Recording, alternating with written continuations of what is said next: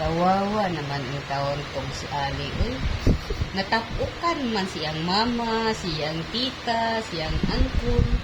Nakisiksik naman silang apat dyan, uy. Kawawa naman talaga yung batang yan, uy.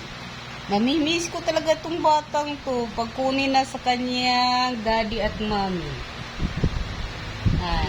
Pag hindi naman kunin, okay lang. Kasi mahal na mahal namin to.